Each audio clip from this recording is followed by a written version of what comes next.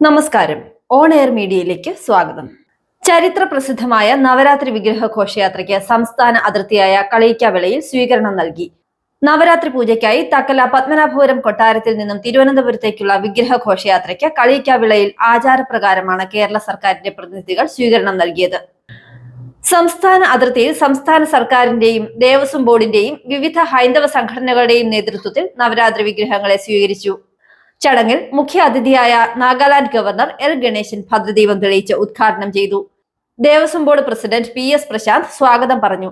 Parassala MLA CK Harindran അധ്യക്ഷത വഹിച്ച ചടങ്ങിൽ പ്രതിപക്ഷ നേതാവ് VD സതീശൻ, മുൻ കേന്ദ്രമന്ത്രി പൊൻ രാധാകൃഷ്ണൻ, ഹിന്ദു ഐക്യവേദി സംസ്ഥാന സെക്രട്ടറി K പ്രഭാകരൻ, മുൻ മന്ത്രി VS ശിവകുമാർ, പാറശാല ഗ്രാമ ബ്ലോക്ക് പഞ്ചായത്ത് പ്രതിനിധികൾ, തിരുവിതാംകൂർ കന്യാകുമാരി ദേവസ്വം പ്രതിനിധികൾ, തിരുവനന്തപുരം കന്യാകുമാരി പോലീസ് SP-മാർ എന്നിവർ പങ്കെടുത്തു.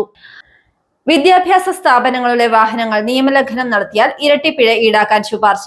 കേന്ദ്ര മോട്ടോർ വാഹന നിയമത്തിൽ വരുത്തുന്ന ഭേദഗതിയിലാണ് ശിക്ഷ വർദ്ധിപ്പിക്കാൻ നിർദ്ദേശമുള്ളത്.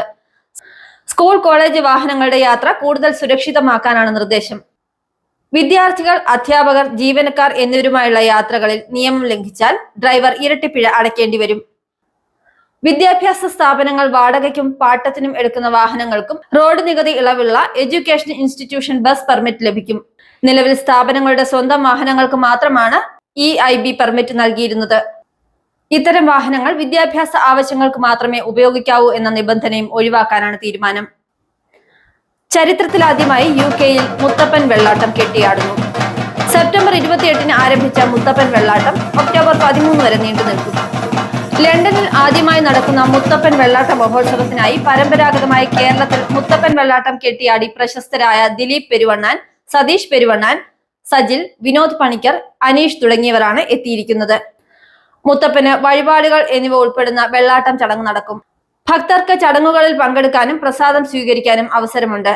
കെന്റ് അയ്യപ്പ ക്ഷേത്രം, കെന്റ് മലയാളി സമാജം, മുത്തപ്പൻ സേവാ സമിതി UK തുടങ്ങിയവയുടെ ആഭിമുഖ്യത്തിൽ കെന്റിൽ വെച്ച് ആദ്യ വെള്ളാട്ടം സെപ്റ്റംബർ 28-ന് നടന്നു.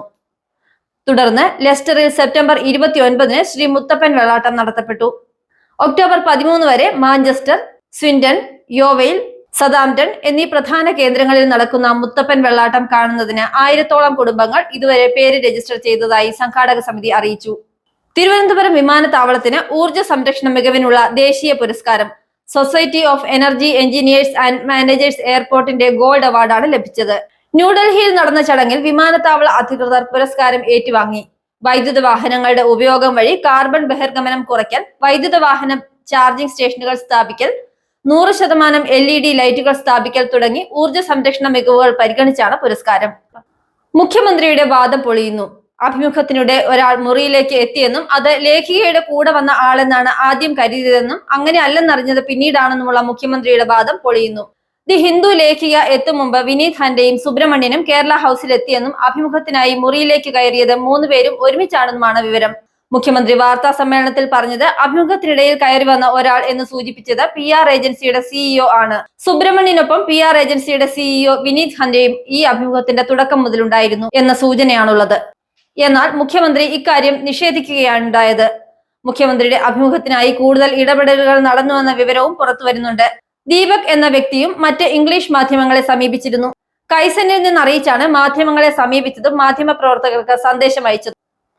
കേരളത്തിൽ ഒക്ടോബർ 6 വരെ ഇടിമിന്നലോട് കൂടിയ മഴയ്ക്ക് സാധ്യതയുണ്ടെന്ന് കേന്ദ്ര കാലാവസ്ഥാ വകുപ്പ് അറിയിച്ചു. ഒറ്റപ്പെട്ട ഇടങ്ങളിലാണ് മഴ സാധ്യത പ്രവചിച്ചിരിക്കുന്നത്. സംസ്ഥാനത്ത് ഇത്തവണ കാലവർഷത്തിൽ 13% മഴ കുറഞ്ഞെന്ന് കാലാവസ്ഥാ നിരീക്ഷണ കേന്ദ്രത്തിന്റെ റിപ്പോർട്ട്. UAE ആസ്ഥാനമായുള്ള എയർലൈനുകൾ വിവിധ വിമാന സർവീസുകൾ റദ്ദാക്കി. വർദ്ധിച്ചു വരുന്ന പ്രാദേശിക സംഘർഷങ്ങൾക്കിടയിൽ പശ്ചിമേഷ്യയുടെ പല ഭാഗങ്ങളിലും വ്യോമപാതകൾ അടച്ചതിനാൽ UAE ആസ്ഥാനമായുള്ള എയർലൈനുകൾ ഒട്ടേറെ വിമാനങ്ങൾ റദ്ദാക്കുകയും വഴിതിരിച്ചുവിടുകയും ചെയ്തു. Emirates, British Airways, Lufthansa, Qatar Airways, Dubai, Doha, Abu Dhabi തുടങ്ങിയ പ്രമുഖ പശ്ചിമേഷ്യൻ ഹബ്ബുകളിലേക്കുള്ള 80-ഓളം വിമാനങ്ങൾ ചൊവ്വാഴ്ച കൊയ്റോ, യൂറോപ്യൻ നഗരങ്ങൾ തുടങ്ങിയ സ്ഥലങ്ങളിലേക്ക് തിരിച്ചുവിട്ടു. ട്രാക്കിംഗ് സേവനമായ ഫ്ലൈറ്റ് റഡാർ 24-ൽ ഇതേക്കുറിച്ചുള്ള വിവരങ്ങൾ ലഭ്യമാണ്. പല എയർലൈനുകളും ഈ മേഖലയിലേക്കുള്ള വിമാനങ്ങൾ താൽക്കാലികമായി നിർത്തിവെക്കുകയോ അല്ലെങ്കിൽ ബാധിത വ്യോമാതിർത്തി ഉപയോഗിക്കുന്നത് ഒഴിവാക്കുകയോ ചെയ്തതായി അധികൃതർ പറഞ്ഞു. ദുബായിയുടെ മുൻനിര വിമാന കമ്പനിയായ എമിറേറ്റ്സ് ഇറാഖ്, ഇറാൻ, ജോർദാൻ എന്നിവിടങ്ങളിലേക്ക് ഇന്നും നാളെയും പറക്കേണ്ട എല്ലാ വിമാനങ്ങളും റദ്ദാക്കി. സ്ഥിതിഗതികൾ സൂക്ഷ്മമായി നിരീക്ഷിച്ചു വരികയും ഉപഭോക്താക്കൾക്കുണ്ടാവുന്ന അസൗകര്യങ്ങൾ ഒഴിവാക്കാൻ ശ്രമങ്ങൾ നടത്തുകയും ചെയ്യുന്നതായി അറിയിച്ചു. ഇറാഖ്, ഇറാൻ, ജോർദാൻ എന്നിവിടങ്ങളിലേക്ക് ദുബായ് വഴി ട്രാൻസിറ്റ് ചെയ്യുന്ന യാത്രക്കാർക്ക് ഇനിയൊരു മുന്നറിയിപ്പ് ഉണ്ടാകുന്നതുവരെ യാത്ര ചെയ്യാൻ സാധിക്കില്ലെന്നും എയർലൈൻസ് അറിയിച്ചു. ഉസ്ബെക്കിസ്ഥാനിലെ താഷ്കെന്റിൽ നടന്ന ഉസ്ബെക്കിസ്ഥാൻ ലോകകപ്പ് കിക്ക് ബോക്സിംഗ് ചാമ്പ്യൻഷിപ്പിൽ ഇന്ത്യയെ പ്രതിനിധാനം ചെയ്ത് മലയാളികളും. സഞ്ജു MS, അരുൺ S നായർ, അഭിജിത്ത് കൃഷ്ണൻ എന്നിവരാണ് ടീമിൽ ഉൾപ്പെട്ട മലയാളികൾ.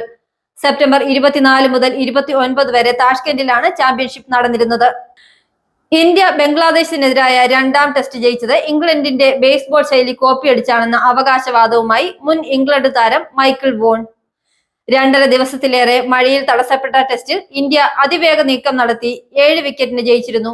ഈ പരാമർശത്തിന്റെ പശ്ചാത്തലത്തിൽ മൈക്കിൾ വോണിനെതിരെ വലിയ ട്രോളുകളാണ് സാമൂഹ്യ മാധ്യമങ്ങളിൽ ഉയർന്നത്.